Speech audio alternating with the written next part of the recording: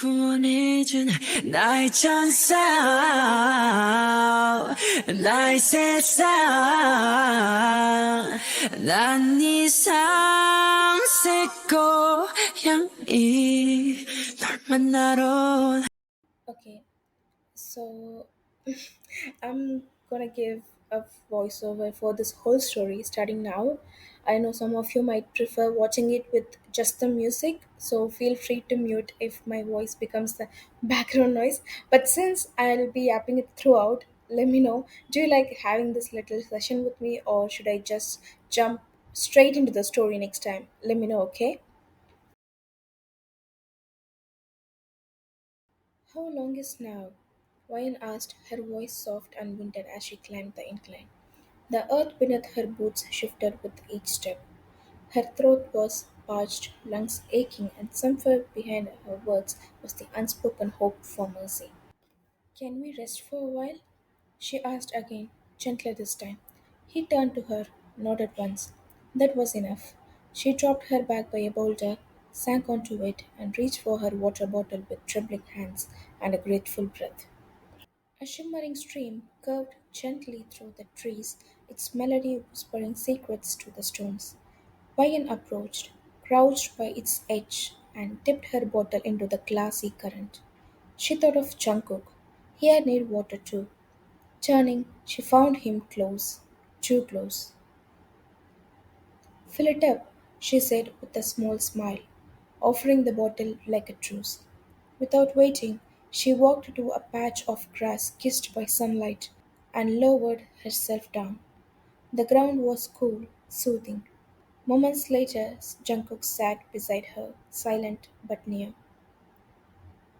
They had been friends for 2 years now, ever since university life tangled their paths. Jungkook, the quiet boy with eyes like unspoken winters, kept to himself. But that day, in the library, when Wayan fainted, he caught her, and something shifted. From then on, she spoke and he listened. His silence was never awkward, always present. In the way he remembered her favorite drinks or how he messaged to check if she ate, she saw the softness beneath his stillness, and slowly she fell, quietly, selfishly, entirely. He did not have many friends. She knew that, and maybe it was wrong, but she loved that he was hers alone. They shared notes, tea breaks, late night ramen, and sleepovers that blurred the lines of friendship. His home became her comfort zone.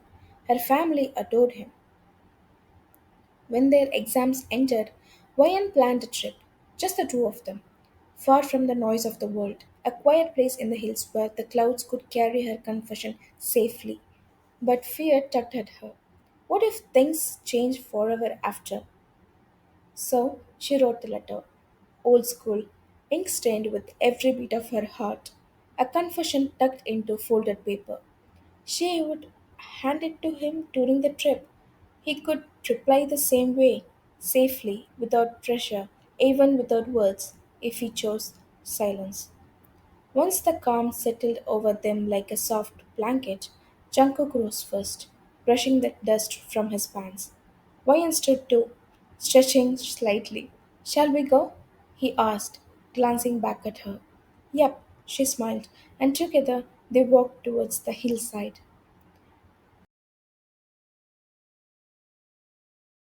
By the time they reached the summit, the sun was already melting into the horizon, spilling amber light over the hilltops like a quiet blessing.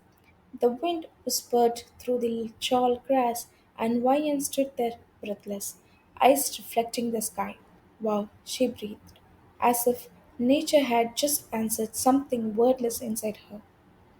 She reached for her camera with urgency, her fingers trembling slightly with excitement. She captured the vastness, the blush of twilight on the clouds, the silhouette of trees stretching toward the golden sky. And then, quietly, she turned her lens to Jungkook, who was busy assembling the tent without a word, his figure bathed in dusk. She snapped a few frames of him in motion, a gentle smile playing on her lips. There was something beautiful about his focus, the quiet way he moved like he belonged to this wilderness. Come on, a selfie, she said playfully, stepping toward him and holding the phone up to his face. Ah, not now, he muttered, eyes still on the stakes in his hand. Can't you see I'm working? Put down the phone and help me. His voice wasn't harsh, but it carried the weight of a tired patience. Ryan sighed, lips twisting into a soft pout, and tucked her phone back into her pocket. She knelt beside him, helping him spread the fabric, their hands brushing now and then.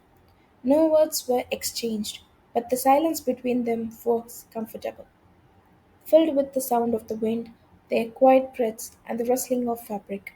By the time the tent stood still, the sky had turned violet, and the world felt miles away from everything else. As twilight deepened, they sat shoulder to shoulder in front of the tent, their eyes tracing the sky as it turned from violet to navy.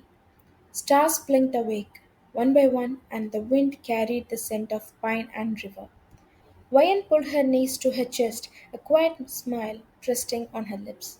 Fresh air. I'll definitely miss this when our semester starts, she whispered, her voice barely louder than the breeze. She turned to him, watching his side profile, the soft curve of his jaw, his lashes brushing his cheeks. Jungkook didn't reply right away. He only nodded, eyes still focused on the endless horizon. That calm stillness about him always made her chest ache. How he never rushed to fill silence, how he simply existed beside her, and maybe that was why she couldn't stop looking at him. He turned suddenly, sensing her gaze. Their eyes met for the briefest second before she looked away, quickly clearing her throat. Her heart fluttered like a startled bird, and the sky above seemed to lean in closer, holding its breath with hers. Did you bring the chip bags I asked for? Jungkook asked, voice low as he gazed at the quiet hills. His sudden question broke the stillness. Oh yes, it's in my bag, Wayan said quickly, turning toward it with a start. But her smile faltered the moment she remembered. The letter, her breath caught, a silent thud inside her chest. No, wait, she said, a little too loud, stepping toward him with sudden urgency. What? Jungkook blinked, puzzled by her sudden alarm. Don't open my bag, she said quickly, trying to hide the panic slipping into her tone. His brows furrowed, concern etching his expression. Why? He asked, genuinely confused. My clothes are in there, she replied, her steps quickening as he reached for it. He glanced at her like she was being dramatic, already gripping the strap. The hell, he muttered, brows drawn in tight. My inners, they are there, she added in a flustered rush. But Jungkook rolled his eyes and tugged the zipper without hesitation. I literally did your laundry last week. I have seen worse, he said. Vian lunged forward to stop him, her hand just missing his.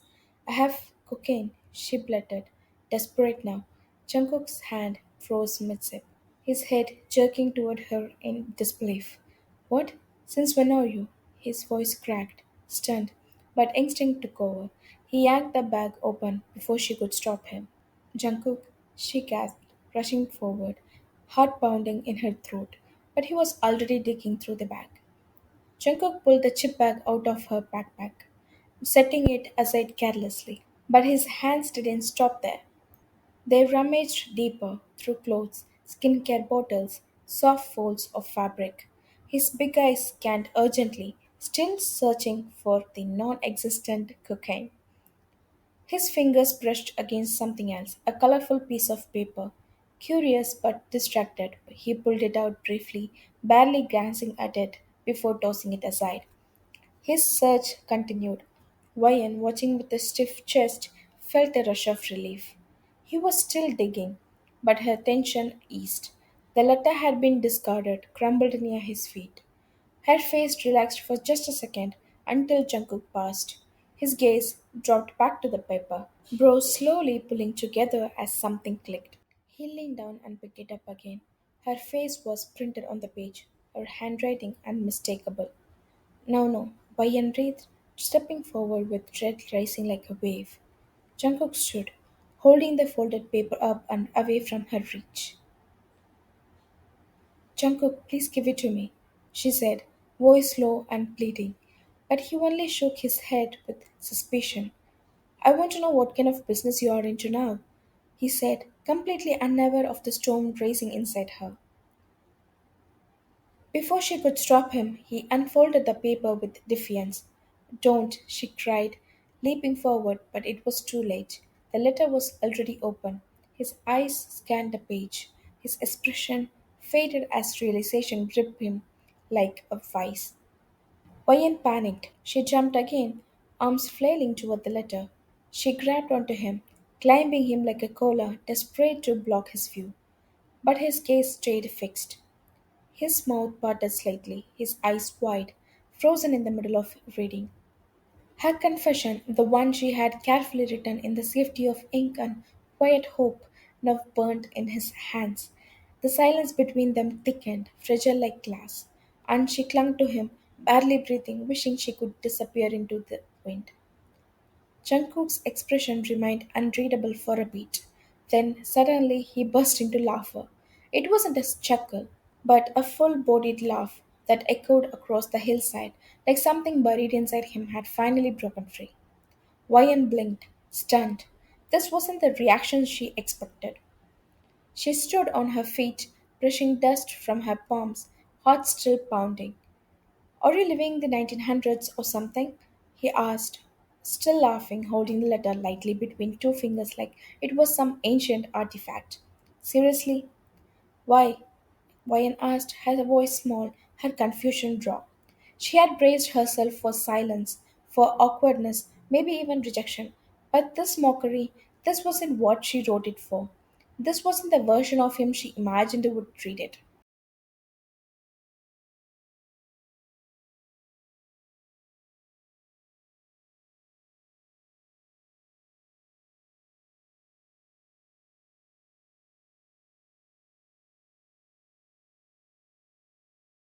She stepped forward, her voice sharp now.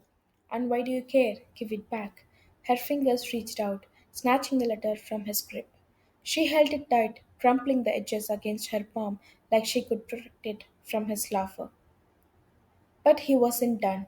Cuckoo, he read aloud, cocking his head. You named him Cuckoo? His brow lifted, oblivious to what he was walking into. He was smiling like it was all a joke, like none of it was real or delicate.